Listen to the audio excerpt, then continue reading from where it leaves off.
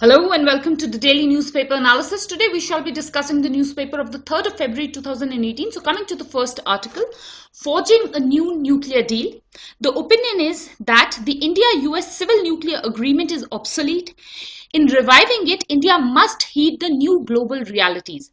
So as obvious, the context of this article is with regards to the India-USA nuclear deal. However, the editorial is much relevant because it is not specific about the India-USA nuclear deal. Rather, it is an in-depth analysis of the status of nuclear projects in the country. Especially, this is largely focused on US, but it also deals with a wider implication of nuclear programs with other countries. So that is what is the relevance of this editorial. Now, coming to some background. This deal, the India-USA nuclear deal, was signed in the year 2005. It is called by some other names also. For example, it is also called the Indo US nuclear deal. It is also called as the 123 agreement. And indeed, this was a watershed moment between India-US relationship. So definitely this deal was of utmost importance at that point of time. So that is something that is relevant in the background aspect. Now coming to some other analysis in the background. First and foremost, you need to know something about the 1974 nuclear tests which India conducted. Now, previously, and under the Treaty of NPT, the Non-Proliferation Treaty, India was not allowed to conduct these nuclear tests.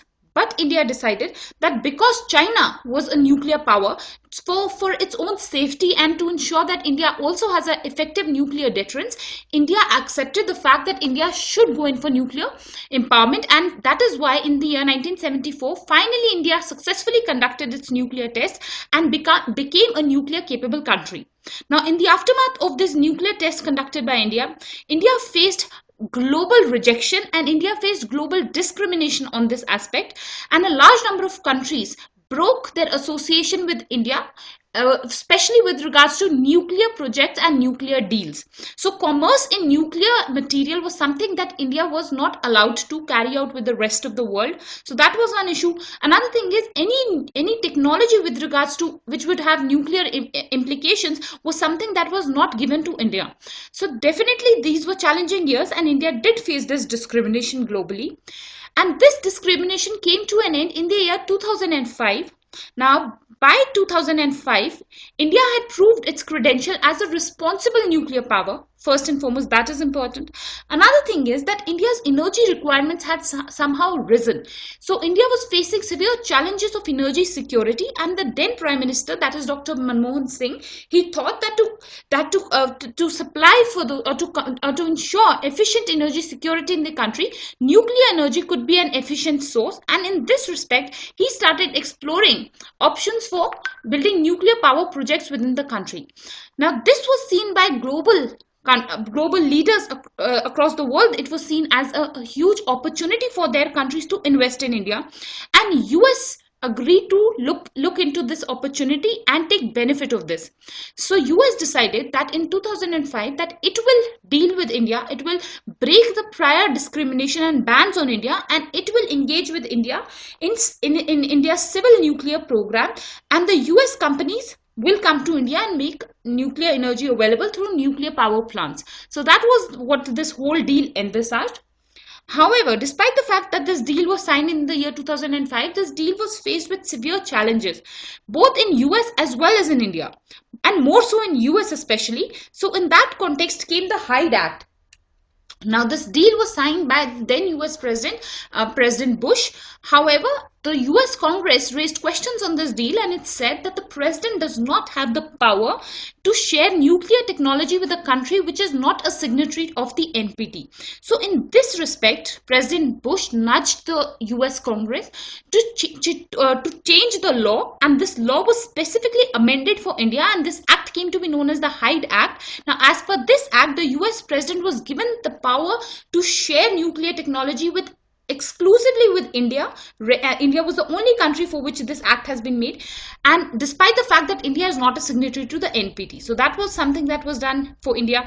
Another thing is that US also ensured that India got a waiver from the NSG. This is the nuclear supplier group. This is a 48-member group, and this member group was formed especially in the aftermath of India's nuclear tests. This was formed against India because India had conducted these nuclear tests. So this was somehow a litmus test for India, and US had brought this waiver for India. So this was something that was a great achievement for India, that India got a waiver in the year 2008, and now all countries are allowed to carry civil nuclear trade with India. So that is something that is important. And also under this nuclear deal, India has committed to separate its military nuclear program as well as its civil nuclear program, and all the civil nuclear facilities in India are now open for assessment by the International Atomic Energy Agency. So that is something that India has done on its part. Now, after this waiver by the NSG, what was the last step in the final implementation of the India-US nuclear deal was this agreement. This was the 2008 Civil Liability or the Nuclear Damage Act, which India had to pass, and India passed it in the year 2010. But this has become the most contentious element in this deal. Now, what do you understand by the Nuclear Liability Act?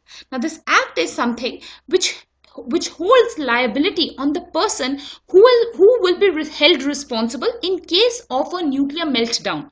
Now, suppose a nuclear project is there in the country, and if this project, there is a leakage or there is some issue or some disaster with respect to this nuclear power project, then in that case, a responsibility is going to be held.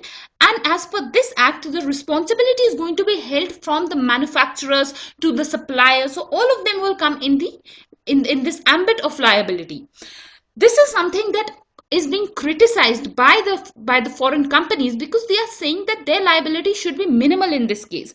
And even the global standards in this respect are such that it is largely the government which takes the responsibility, and the manufacturers and suppliers are not held very much liable in such cases. For example, even in the Fukushima disaster in Japan, even in that case, the government was took up the primary responsibility of rehabilitation and giving compensation to the victims, and it was not the manufacturers who were targeted. However, the Indian Act here is somehow against the global practices and is highly discriminatory against the manufacturer. So that is one issue because of which the US companies are unwilling to invest in India vis-a-vis the nuclear program. So that is the analysis here. Now, despite this deadlock in the nuclear deal, in the year 2014, President Obama was invited as the chief guest for the Republic Day, and this was a historic step where a US president had come to India. So indeed, in the aftermath of this visit, both President Obama as well as Indian Prime Minister, the then Indian Prime Minister, that is Mr. Narendra Modi, both reiterated that the issues regarding this Liability Act have been resolved. However, these issues were not resolved by the Parliament, and it was an oral understanding between President Obama and Prime Minister Modi. So as a result of which nothing much could be achieved despite this reiteration by both the leaders, because nothing concrete has actually come in this act, and the act as such has not been amended. So that is the entire controversy and background with respect to this particular deal. Now, coming to the issues which have been discussed in the editorial and which are otherwise important for India's nuclear program. First and foremost, you need to understand that there has been a deadlock for the last 10 years, because we are taking the time period from 2008 when India got the NSG waiver. So from past 10 years, India and US, the deal has been facing a deadlock, and this is indeed a major cause of concern, because this was termed as a historic deal both by US as well as by India. So that is one analysis that has been given. Another thing is about USA's role in ending India's nuclear apartheid. Now this is a key word. You need to understand, as I told you previously, that after 1974 nuclear tests, India faced a huge long period where globally India was singled out and India was discriminated against with regards to nuclear trade. So this was a kind of a nuclear apartheid which India faced, and US has been critical in ending that. US provided an NSG waiver for India. So often experts say that it is a moral responsibility for India now to compensate back to US by implementing this deal. However, this is not something that is happening, and this is going to have ramifications on the India-US relationship. So that is something that is important, which has been analyzed. Another thing that you need to understand about the Nuclear Liability Act as being redundant. Now, as I told you, indeed the Nuclear Liability Act is largely focused against the manufacturers of nuclear reactors and the suppliers. So definitely it is being called redundant because it is not in line with the global practices. But you need to understand one analysis here is that India is very much sensitive two industrial accidents, especially in the aftermath of the 1984 Bhopal gas tragedy. And the company which was responsible for this Bhopal gas tragedy, that is the Union Carbide, this was also a US company. At that point of time, India's laws were not strict enough to hold the guilty, hold those people responsible, the guilty to responsible in the Indian courts. And so this is something that is a pressing issue. This is a very, very sensitive issue, because even today the victims of this Bhopal gas tragedy have still not got justice. So this is something, in this light, the government and the citizenry, the civil society, all are against having some relaxed norms in the liability. So that is one political question in India, and indeed this is a sensitive issue. So that is something that you need to understand. Another thing that is important is that the US companies which were interested in investing in India, there were largely two companies which were interested. First was the GE Hitachi, and the second was the Toshiba Westinghouse. Now GE Hitachi has clearly refused that it is not going to invest in the nuclear program of India, because the Nuclear Liability Act is not clear, and in this regard GE Hitachi does not wish to take any risk. So it has been open here. Now, with regards to Toshiba Westinghouse, the company was indeed interested, but this company has faced a split, and now only Westinghouse is the company that is going to come to India, and this company is set to come to India next week. So that is also the context of this editorial, that next week India is going to start renegotiations with this particular company. So that is one thing that is important. Now, another analysis which has been given is the issue of delay in project. Now, even if India and this and the US company Westinghouse strike a deal, then also the latest that a nuclear reactor from this company that can come to India is by 2029. So this 10-year gap is something that is huge. So this is something that India is not willing to go into now, because energy scenarios are changing, newer technologies are coming day by day. So India does not wish to invest in such a long-term period. So that is one issue with respect to the India-US nuclear deal. Another thing is with regards to a conflict between construction versus supply. Now, India is interested in the fact that these companies, these nuclear companies, should come to India and should construct these reactors within India. This is going to be in line with the Make in India program of India as well. However, these companies are keen on simply supplying the reactors to India and not constructing them in India. This is largely because if a company is going to come within India and construct here, then the liability under the Nuclear Liability Act is going to be more, and this liability is somehow diluted if they are only going to supply these products. So it is in this respect that there is a conflict, and there is no common ground between India and US. So that is one issue. Another thing is that there is a change in the US policy over renewable energy. Now, previous to President Trump, US was largely focusing on climate change and was largely encouraging renewable energy, but this has changed in the aftermath of the election, of the US election, and with the advent of President Trump. Now President Trump is largely focusing on energies like coal energy, natural gas, shale energy is something that President Trump is advocating, and he's even advocating for trading these energies from US. So the focus on renewable energy as such has been reduced. So many experts are saying that US is not very keen now to go ahead with this nuclear deal. So that is again a redundant step in the Indo-US nuclear deal. Now another thing is that US has pulled out of the Paris climate deal. Now this you need to understand that in the Obama era, India was really convinced by President Obama himself to join the Paris climate deal, and also India was assured that US will cooperate in India's nuclear programs to mark its shift from use of fossil fuels to cleaner sources of energy, and nuclear energy is also a cleaner source of energy. So to ensure the shift, US would contribute to India's program. But now US has not only pulled out of the climate deal, US has also openly criticized India for being the biggest polluter. So this support that India was expecting from US to make a shift from fossil fuels to other forms of fuel is something that has again been backed out. So this is again a step back for the India-US nuclear deal. So that is something that is important. Another thing is with regards to the current status of India's nuclear program. These are some facts that you should know, that at present India has a current capacity of 6,780 megawatts, and India has an aim of expanding this to 14,600 megawatts of nuclear power. So definitely there is scope for expansion, but definitely the Indo-US nuclear deal does have potential, but these constraints in the deal is something that needs to be removed to ensure that this target is met. So that is one analysis. Another thing is that there is a stress for choosing inland sites in India. Now at present, largely in India, all the nuclear sites are along the southern coastline. So this is something that is being criticized, and these are the projects which even US is envisaging.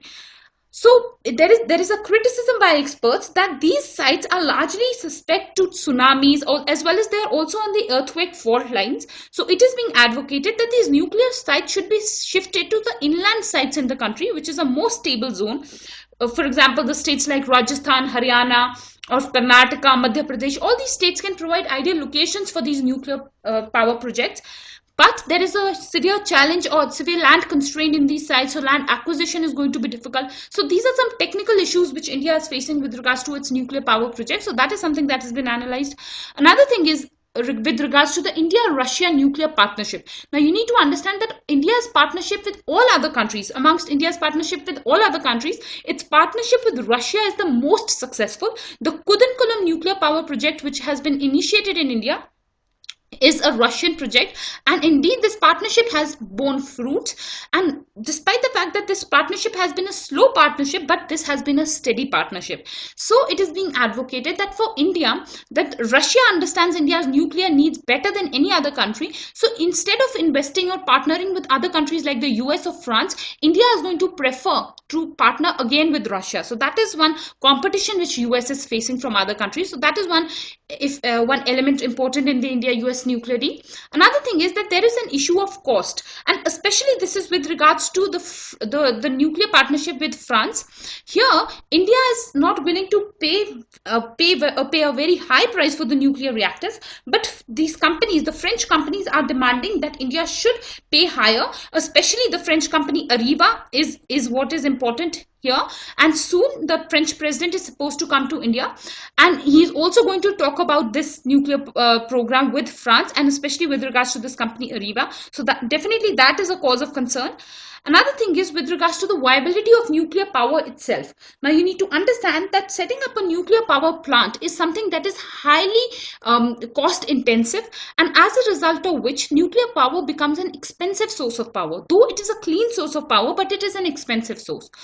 And despite this, the responsibilities of the nuclear power plant are also high. The safeguards that it has to maintain, the safety norms that it has to maintain are also high. So all of this makes it a highly cost-intensive project, and as a result of which, it is not being very competitive as compared to other sources of energy, and that to the renewable sources of energy like solar energy and hydro energy. So definitely this is something that is important, that the viability of nuclear power is something in question. So that is something that has been analyzed. Another thing is that now the focus of the governments is largely shifted on the renewable energy. For example, even India is paying much attention to its solar energy. There is a plan of setting up 100 gigawatt of solar energy by 2022. So all of these are in line with India's greater emphasis on renewable energy, even the wind energy. And this is not only a trend in India, this is largely a global trend. For example, some figures have been given that the global wind power output has grown by 16%, and the global solar power has increased by 30%,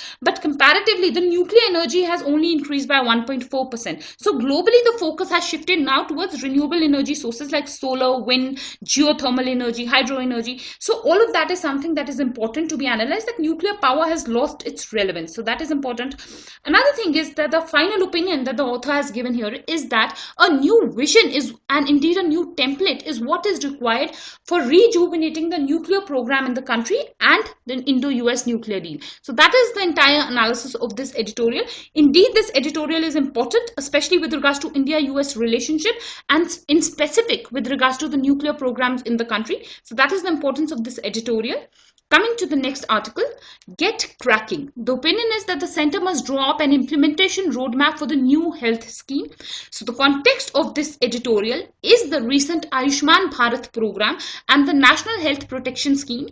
These are some watershed schemes, and these are some landmark schemes in the health sector of the country, and these have been announced recently in the budget 2018. In this budget 2018, these two schemes have been announced. So the editorial is largely an analysis of these two schemes. Now coming to some background, first and foremost you need to know that what is the government expenditure on health. At present, the government is spending 3% of its GDP on the health sector. Now, according to many experts, this is a very, very minimal amount, and this is something that is extremely insufficient to meet the health challenges of the country and to ensure universal health coverage for the country. So, indeed, in this respect, these newer initiatives by the government is a welcome step. So, that is something that is important here. Another thing is that you should note about a previous scheme, which was the Rashtriya Swasthya Bima Yojana. Under this scheme, insurance cover of 30,000 rupees is what was provided. 30,000 rupees for 1 year is what was provided for the poor families. And now this has been replaced by a new scheme, which is the National Health Protection Scheme. And this scheme envisages a health cover of 5 lakh rupees per year for 10 crore poor families. And on an average, if we take 5 members in a family, so it will amount to 50 crore people who will be benefiting from this scheme. So this is indeed a landmark scheme. It is the biggest healthcare scheme in the entire world. So that is, you can imagine the importance of this scheme for India. Now, coming to some issues which have been analyzed. The first issue is with regards to a no universal health coverage in the country vis-a-vis the high costs of health. Definitely, this is the most important problem which India is facing, as the poor, especially the vulnerable sections of the society, they have no universal health coverage, and the health costs in the country are increasing day by day. So if they are faced with any health challenge in that scenario, these vulnerable families are often pushed below poverty lines and they face severe challenges. So that is one cause of concern, and this was something that was the biggest problem in the health industry of the country. So this is something that the scheme, the National Health Protection Scheme, has targeted at. It will ensure that there is though it will not be a universal health coverage, but indeed it is a step in towards universal health coverage, and it is a near universal health coverage. And obviously, if this protection scheme is brought about, this insurance coverage is brought about, then the costs of health will also come down. So that is something that has been analyzed in this editorial. Another issue is with regards to the health and wellness centers. Now, these are the centers which have been proposed by the National Health Protection Scheme, or the Ayushman Bharat program. Now, under the Ayushman Bharat program, it is largely focusing on the holistic health. So in this holistic program, the primary health care of the citizens is something that is going to be provided by the National Health and Wellness Centers. These centers are going to be formed as a chain in the country, and these will form the entire backbone of the health infrastructure in the country. They will provide primary healthcare services, for example, diagnostic services, maternal services, child care services. They will provide free drugs to the citizens. Also, they will provide preventive services. So definitely this is a novel idea, and this is indeed a wonderful step for ensuring holistic health to the citizens. Now, the second step that has been taken under the Ayushman Bharat program is the National Health Protection Scheme. Now, this National Health Protection Scheme is providing the insurance cover for tertiary and for secondary and tertiary health services. So that is what is important. You should know this from prelims point of view also, that the NHPS is largely focused on secondary and tertiary healthcare. So that is something that is important. Another thing that has been analyzed is about the challenges which this Ayushman Bharat program faces. The challenge first and foremost is of funding. At present, the budget has allocated 3,200 crore rupees in this regard, but definitely more funding is what is required, and the country is faced with the challenge of widening fiscal deficit. So in this respect, how the funding will be ensured, that is one challenge. Another challenge is that this scheme is to cover the whole country, and see the magnitude of the scheme. This magnitude is approximately 50 crore citizens are to be covered under the scheme. So indeed, this is a huge implementational challenge is what is associated. So that is something that has been highlighted in this editorial, and it is called for establishing it is called for setting up a well-established roadmap to ensure efficient implementation. So that is something that has been analyzed. Another thing that is important is a case of Mexico. Now, this case has been drawn because in Mexico, this program, a universal health program, was something that was set up 10 years before India.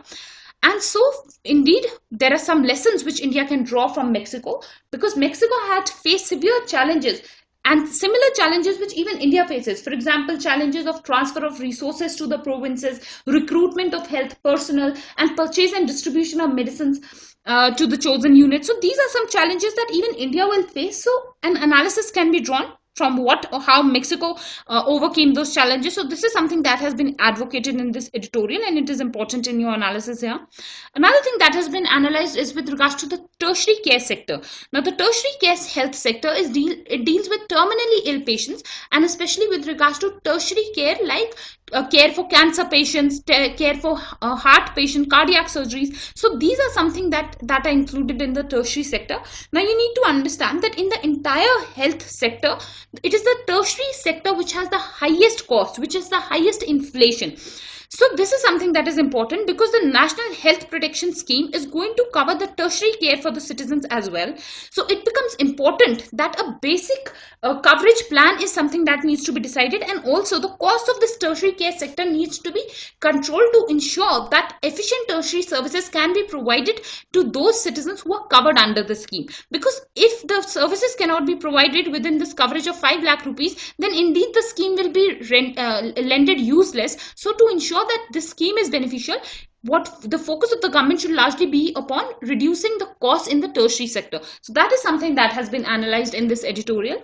Another thing is, which is important, is about the subsuming of state-funded insurance schemes. Now, before the implementation of the scheme, the National Health Protection Scheme, there was the Rashtra Swasthya Bima Yojana. Now, along with that, some states also had them state-funded insurance schemes. So now, what is important is that the government will have to ensure that all these schemes are now subsumed under the National Health Protection Scheme. So that is a challenge which is there. Another thing is that a benefit of this will arise, and the benefit will be that previously this insurance cover could be claimed within a particular state only, and now the citizens who will be under the National Health Protection Scheme, they will be able to encash or to avail this benefit all across India. So this is something that is a huge benefit, especially in the present times when a large number of citizens largely migrate from their states in search of work. So for all of that, this is something that is going to ensure this is also in the line with cooperative federalism in the country. So definitely this is a step ahead. So this is something that has been analyzed. Another thing which has been called for is a need for a strict regulation. Now here a case has been drawn, especially with regards to the previous schemes.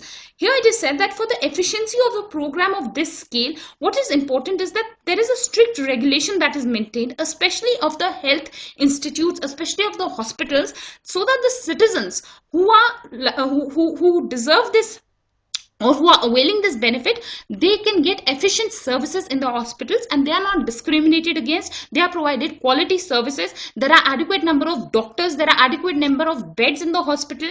There are adequate staff. There is adequate drugs. So all of that is something that needs to be maintained, and this can happen only if the government is strict about its regulation procedure for this program. So that is something that has been advocated.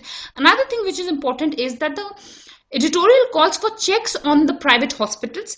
Now, why is this checks on private hospitals mandated? This is largely because in the past, under the Rashtra Swasthya Bima Yojana, we have seen that often the private hospitals advocate for tests and treatments which are not required and which are largely unnecessarily. And this is done to inflate the claims or to ensure speedy claims. Even in Chhattisgarh, we had seen that a large number of women were subject to hysterectomy because they were covered under the government insurance scheme. So for these kind of unethical practices is something that need to be checked upon. So this is what has been highlighted in this editorial. And another thing that the editorial talks about is that a standardization of treatment and prices is something that the government should do. For example, if there is a heart surgery which is to be done, then a government should set a limit on the cost of that heart surgery. It should not happen that in the private sector, the same surgery is for 30 lakh rupees or in a government hospital it is for 30,000 rupees. So this difference should not be done, and the government should rather regulate this. So this is something, a case has been drawn in this regard. So this is something that is important. And if this regulation in the prices is what the government will ensure, then this will ensure that the private health insurance holders are also benefited from this scheme. Now, as I told you, this is only going to cover 50 crore citizens, and a large number of citizens will not be covered in this scheme. So a large number of citizens who are not covered are the citizens who avail some private health insurance policies. So for them also, the government should ensure that some degree of regulation is maintained.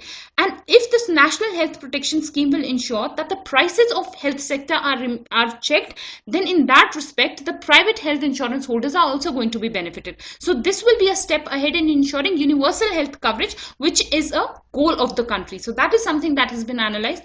Indeed, this topic is very, very important. Health sector and health issues is something that can be asked directly in your essay paper, or it can be asked in GS paper 1. It is also important from ethics point of view, because ethics and medical practice is something that is a hot topic. So definitely this editorial is important.